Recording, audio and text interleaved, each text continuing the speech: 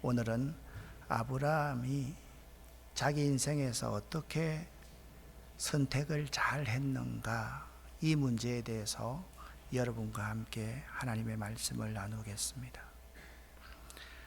창세기 12장 10절 이하에 보면, 그때 아브라함과 그의 식구들이 가나안 땅에 정착하려고 한 바로 그때에 가나안 땅에 가뭄과 기근이 들렸습니다. 가뭄과 기근이 너무 심해서 아브라함은 하나님께 묻지도 아니하고 가나안에서 애굽으로 내려갑니다. 애굽으로 내려가기 전에 아브라함의 아내 사레가 너무나도 예뻤기 때문에 아브라함은 사레에게 이런 말을 합니다. 당신이 너무 이쁘니까 애굽 사람들이 당신을 빼앗아 가려고 나를 죽일 수 있으니까 지금부터는 나의 누이라고 좀 서로 약속하고 그렇게 말을 하도록 하십시다. 그런데 그것이 예언이 되었던지 그대로 애굽에 내려갔는데, 애굽의 바로가 아브라함의 아내 사레를 너무 허무하고 사랑하게 되었습니다. 하나님의 사람은요, 가나안에서 애굽으로 내려가면 안 됩니다. 흉년이 들어서 애굽으로 내려간 아브라함은 사라 때문에 일약 부자가 되어 버립니다. 성경에 보면 사라를 인하여 아브라함을 후대하였다라고 성경은 증언하고 있습니다. 고대 근동에서는요, 신랑이 될 사람이 신부 될 사람의 가족에게 결혼 대가로 예물을 주는 것이 관례이었는데요, 이 예물이 바로가 아브라함에게 주는 예물은 그 예물의 정도를 벗어나서 엄청난 예물을 주었습니다. 아브라함이 사레 때문에 많은 재산을 얻어서 마침내 부자가 되었습니다. 그런데 문제가 생겼습니다. 아내를 빼앗길 뻔한 아브라함에게 하나님께서 책망하지 않으시고 하나님이 직접 바로에게 역사하십니다. 바로에게 하나님이 역사하시자 바로가 깜짝 놀랐습니다. 사레가 아브라함의 아내라는 사실을 알게 되었습니다. 그래서 창세기 12장 19절 말씀을 보면, 왜 저 여자를 네 누이라고 말해서 내가 저 여자를 아내로 데려오게 했느냐? 네 아내가 여기 있으니 데리고 가거라. 그리고 나서 바로는 신하들에게 명령하기를, 저들을 이 나라에서 그 재산을 다 가지고 추방시켜라. 그래서 아브라함의 가정은 애굽에서 추방되어서 떠나게 되었습니다. 가난했던 아브라함은 아내 사라 때문에 졸지에 부자가 되어서 애굽에서 나옵니다. 부자는 되었지만 아마 이 사건은 아브라함에게 큰 충격이었을 것입니다. 그는 재물에 대해서, 돈에 대해서 생각할 때마다 부끄러워할 수밖에 없었을 것입니다. 왜냐하면 돈 때문에 자기 아내 사레를 빼앗길 위기를 맞이했었기 때문입니다. 아마 하나님의 개입이 없었으면 그 일은 실제적으로 이루어졌을 것입니다. 돈은요, 참 좋은 것이지만 때때로 이 돈은 우리에게 엄청난 시험거리를 주고 돈 때문에 갈등이 일어나고 가족 간에서도 돈 때문에 문제가 많이 일어납니다. 박 집사, 이 집사, 김 집사 세 사람이 만나서 하나님께 드리는 헌금에 대해서 이야기하고 있습니다. 돈이 이상한 것이라는 이해를 제가 여러분에게 드리는 것입니다. 하나님께 얼마만큼 바칠 것인가, 이 세 사람이 좋은 방법에 대해서 이야기하기 시작했습니다. 제일 먼저 박 집사가 말했습니다. 나는 먼저 땅에다가 이 중간에 줄을 긋고 내가 가진 돈의 전부를 공중에 던집니다. 줄 오른편에 떨어진 돈은 하나님께 바치고 왼편에 떨어지면 내 주머니에 넣겠습니다 라고 박 집사가 말했습니다. 그러자 이 집사가 대뜸 하는 말이 그거 참 좋은 방법이 아닙니다 라고 말을 하면서 나는 땅에다 이렇게 원을 그려놓고 내 돈을 공중에 던지지요. 원 안에 떨어진 돈은 하나님의 소유이고 원 바깥에 떨어진 것은 내 것으로 간주합니다. 그러자 김 집사가 돌아서서 한심한 듯 한숨을 쉬고는 나는 내가 가진 모든 것을 다 하나님께 바칩니다 라고 말했습니다. 그랬더니 두 집사가 그만 웃기시오. 평소 때 당신들 하는 행동을 보면 하나님께 다 드린다는 것이 어찌 말이 됩니까? 라고 이 집사를 비웃으며 두 사람이 말을 합니다. 그래서 김 집사는 자신 있게 대답합니다. 나는요, 하늘을 향하여 나의 돈 전부를 다 던집니다. 그리고서는 이렇게 말하지요. 공중에 머무는 것은 모두 하나님 당신의 것입니다 라고 말을 한다라는 거예요.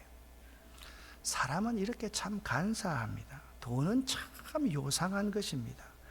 없으면 추해지고요, 있으면 더 갖고 싶은 욕심장애로 만드는 것이 바로 이 돈입니다. 돈 때문에 얼마나 많은 사람들이 갈등을 갖고 갈등 때문에 상처를 주고 상처를 받는지 모릅니다.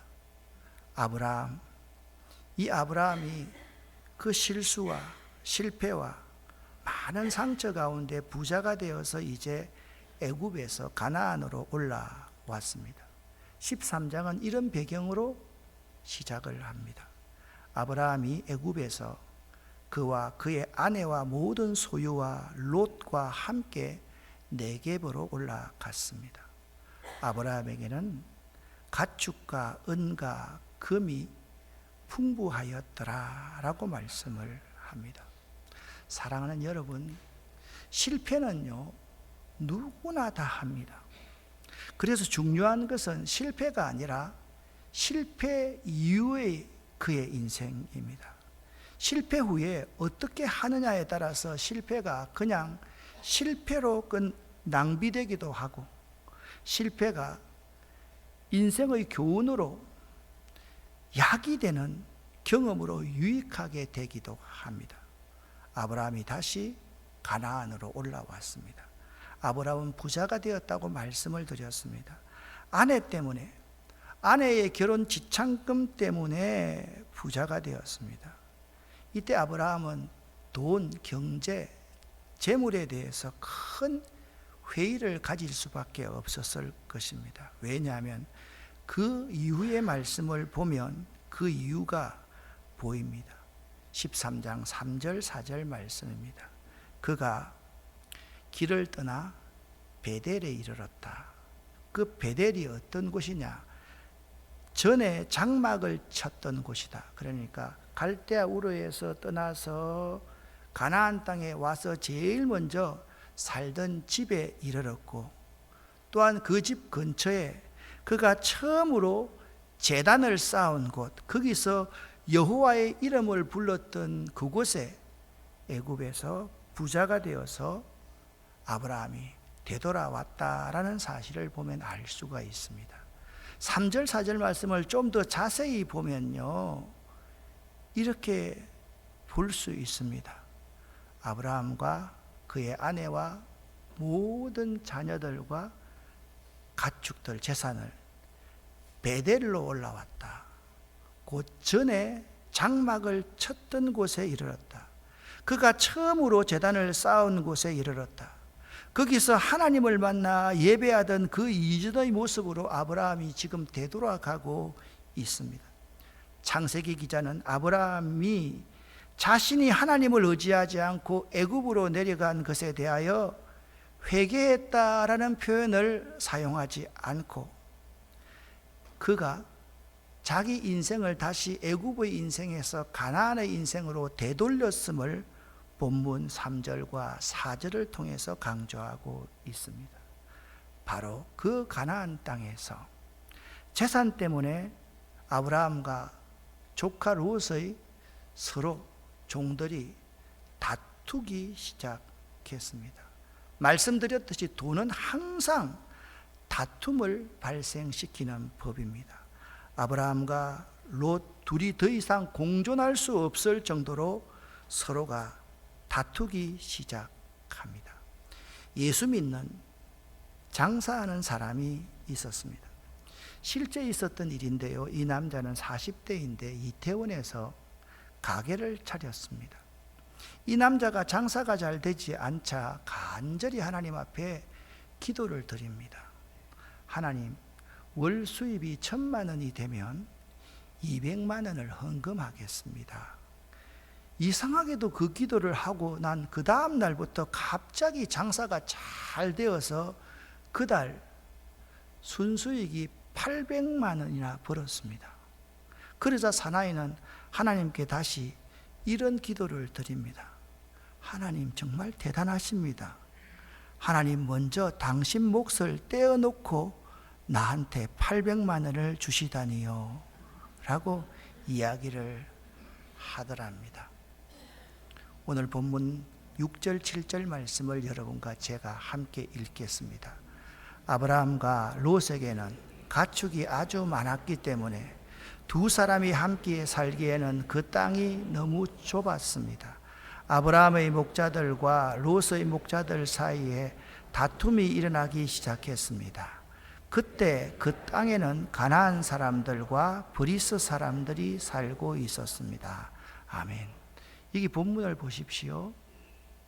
이 본문에서 아브라함의 목자들과 롯의 목자들 사이에 다툼이 일어나기 시작할 때 그 땅에 가나안 사람들과 브리스 사람들이 살고 있었다 라고 말씀하고 있습니다.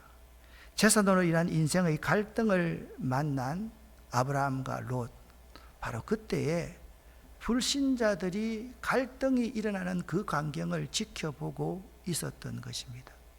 믿지 않는 이방인들이 보고 있을 그때 재산 때문에 아브라함과 조카 롯 사이에 다툼이 일어나는 것입니다. 보통 사람 같으면 자신의 권리를 주장하고 자신의 재산과 자신의 종들만을 생각할 것입니다. 이때 믿지 않는 사람들은 자신밖에 없지 믿지 않는 다른 사람들은 눈에 들어오지도 않았을 것입니다. 그런데 아브라함은 달랐습니다. 그 가나안 땅에 살고 있는 사람들과 브리스 사람들이 눈에 들어왔던 게지요. 아브라함이 롯에게 이렇게 말합니다. 너와 나 사이에 다툼이 있었어야 되겠느냐? 내 목자들과 네 목자들과 내 목자들 사이에서도 다투는 일이 결코 있어서는 안 된다. 우리는 한 고륙, 한 친척이 아니냐라고 아브라함이 조카 롯에게 말합니다. 같이 9절 말씀을 읽어보겠습니다. 모든 땅이 내 앞에 있으니 우리 서로 떨어져 살자. 네가 왼쪽으로 가면 나는 오른쪽으로 가고 네가 오른쪽으로 가면 나는 왼쪽으로 가겠다. 아멘. 이 본문 말씀은 진정한 믿음의 사람의 모습을 우리에게 아브라함이 보여주고 있습니다. 그것이 어떤 문장일까요? 그것이 무엇일까요, 여러분?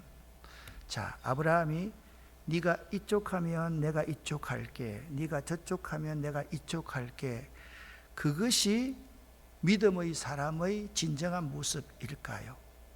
다시 한번 창세기 13장 9절 말씀을 자세하게 보시기를 바랍니다.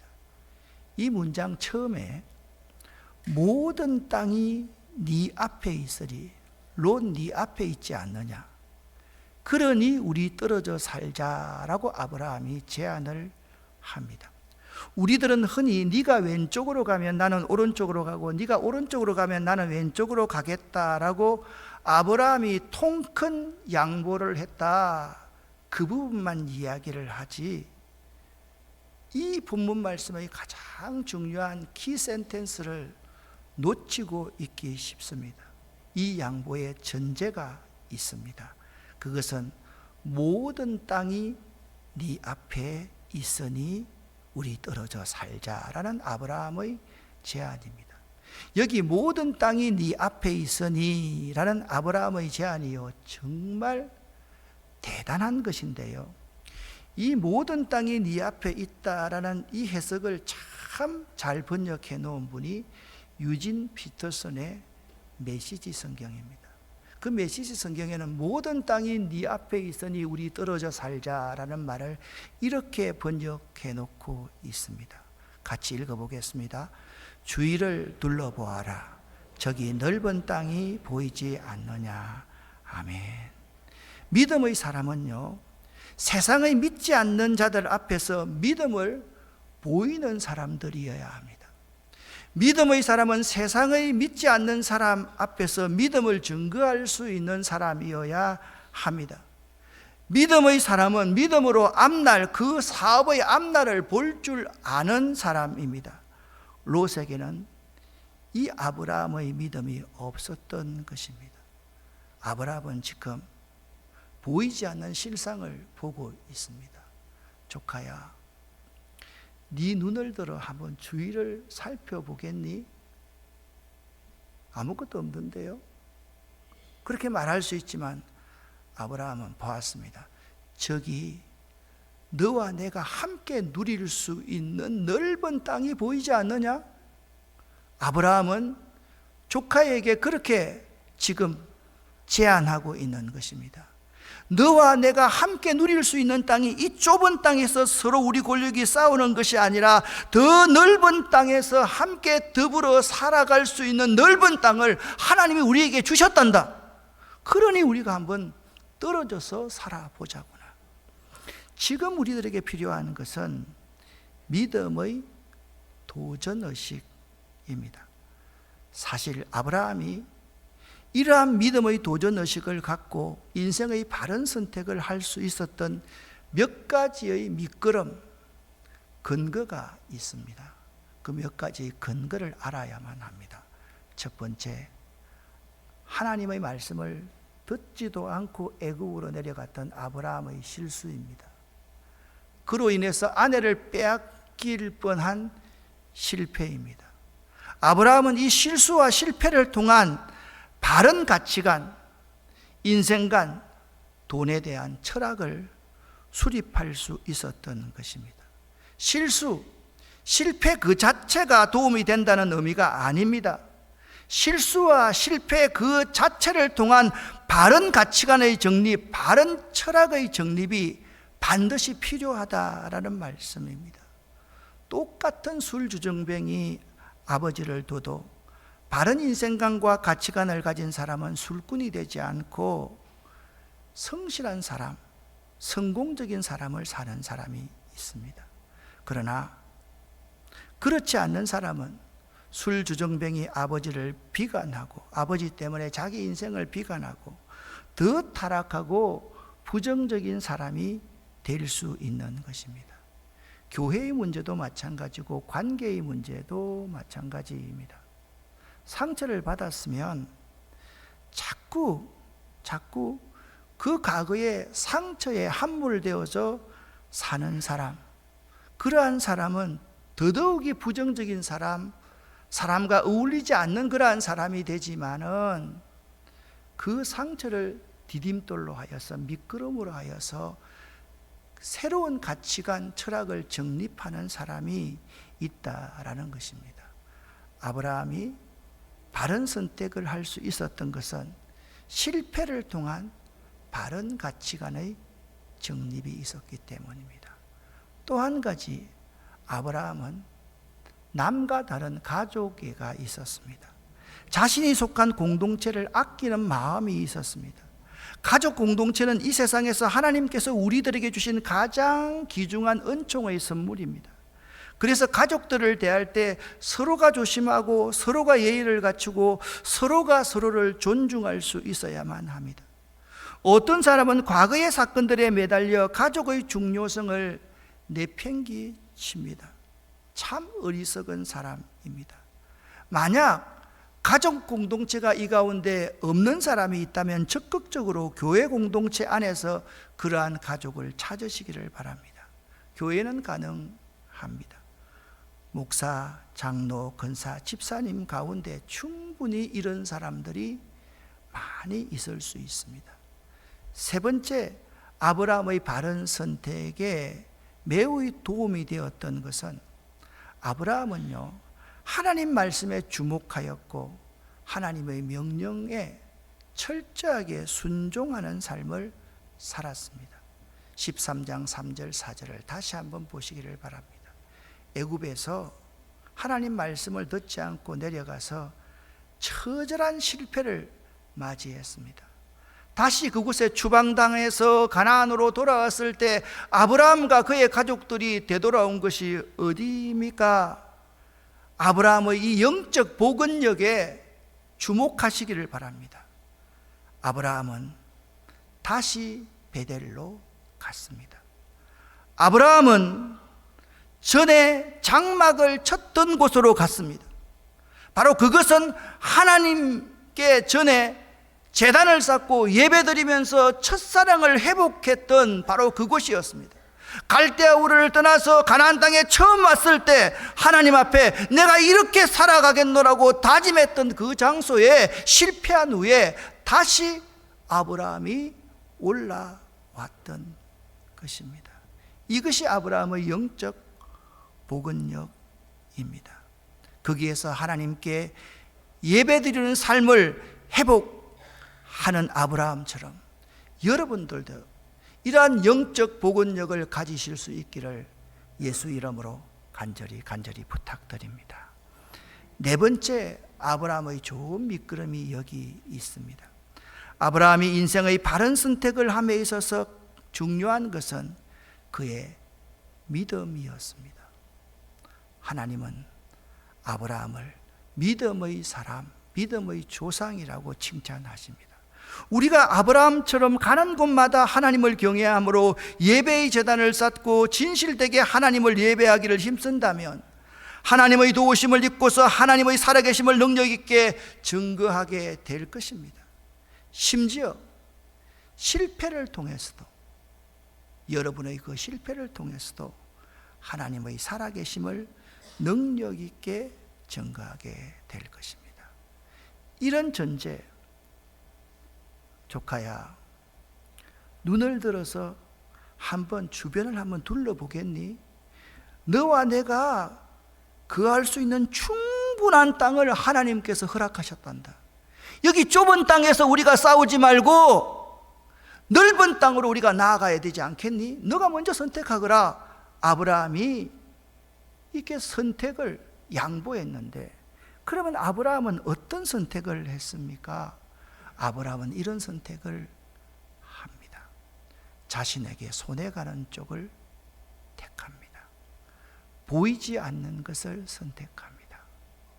약속의 말씀에 의지하여 선택합니다. 믿음으로 선택합니다. 이것들이 아브라함의 세상을 살아가는 선택의 기준입니다. 여러분들도 인생을 살아갈 때 선택해야 될 일이 많이 있을 것입니다.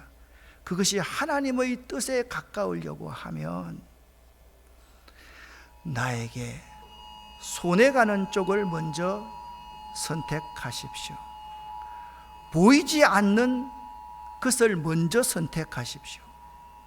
약속의 말씀을 의지하여 선택하십시오.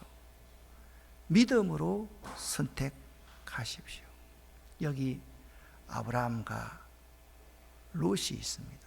오늘 본문 창세기 13장에는 너무나도 상반된 두 인물이 나옵니다. 과할 정도로 양보하는 아브라함과 얄미울 정도로 집착하는 조카 롯입니다. 자기 재산의 일부를 조카 롯에게 아무런 조건 없이 떼어주며 살 땅까지 먼저 정하라고 하는 아브라함이 있습니다.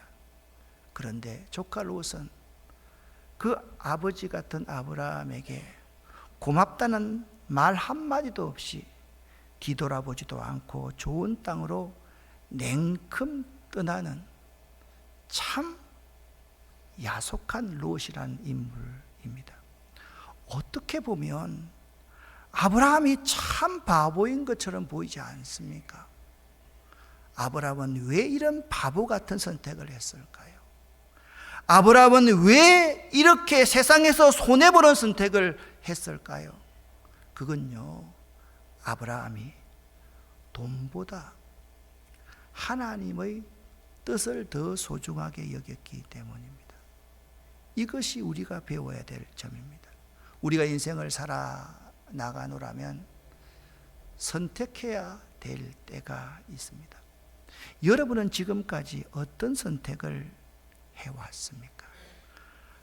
바른 선택을 하려면 꼭 오늘 본문의 주인공 아브라함을 주목하십시오. 지금까지 실패보다 그 실패를 교훈 삼아서 여러분의 바른 믿음의 가치관을 정립하십시오. 가족을 먼저 생각하십시오. 가족보다 더 소중한 존재는 없습니다. 하나님 말씀에 주의하여서 하나님 말씀이면 철저하게 순종해 보십시오. 그 선택에서 중요한 것은 믿음입니다. 조건, 환경을 보고 선택하지 마십시오. 우리 가운데 많은 사람들이 선택을 할 때 아이들 교육을 보고 선택합니다.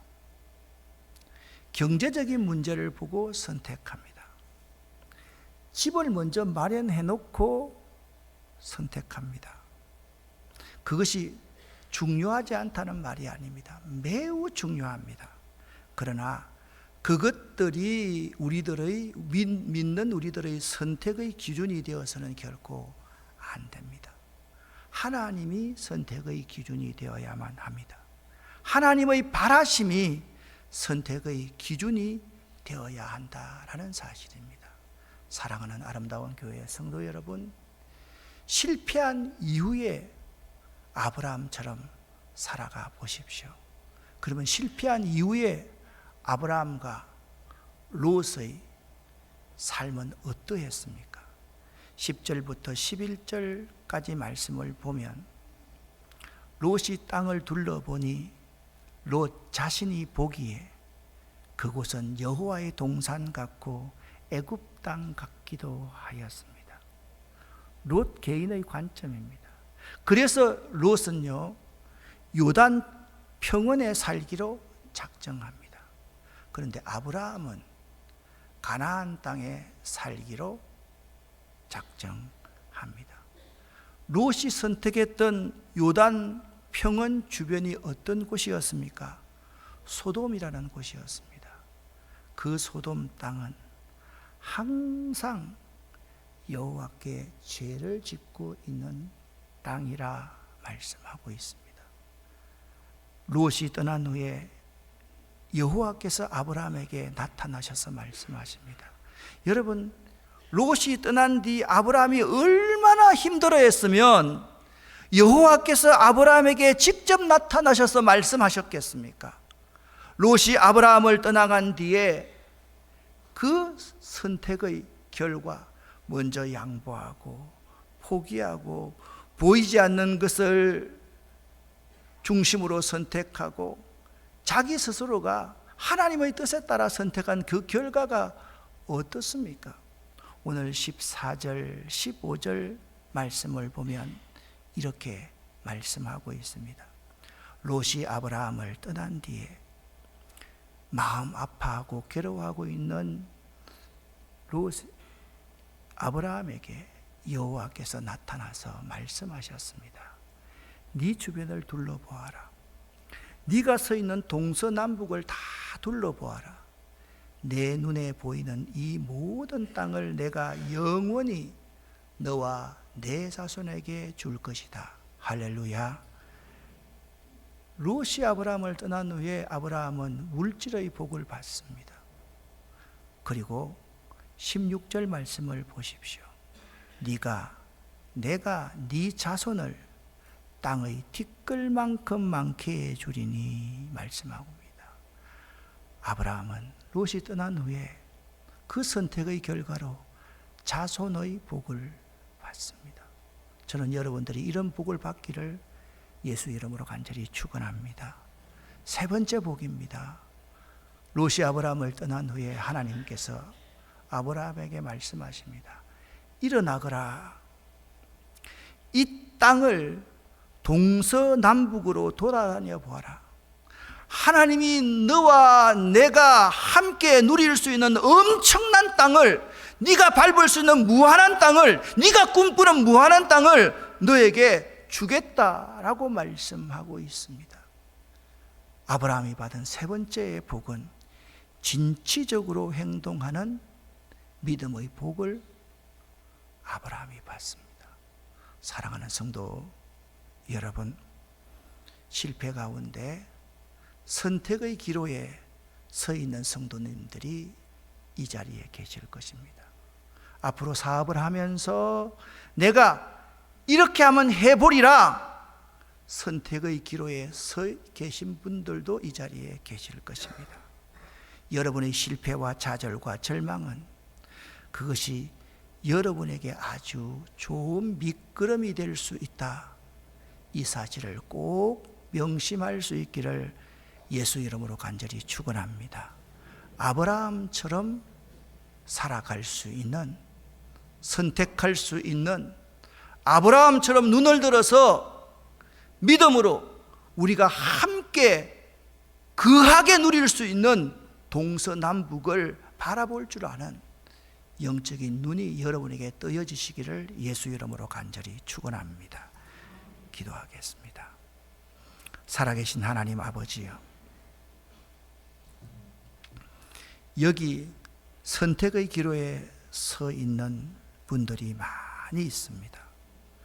아브라함처럼 살아갈 수 있는 저희 될 수 있도록 도와주시옵소서. 지금까지의 실패, 그것이 우리의 좋은 인생의 밑거름이 될 수 있도록 도와주시옵소서. 다시 가나안 땅 그 자리에 우뚝 설 수 있는 저희가 될 수 있도록 도와주시옵소서. 믿음 없는 사람들이 보지 못하는 것을 볼 줄 아는 저희가 될 수 있도록 도와주시옵소서. 예수 그리스도 이름으로 축복하옵고 간절히 기도 올립니다. 아멘.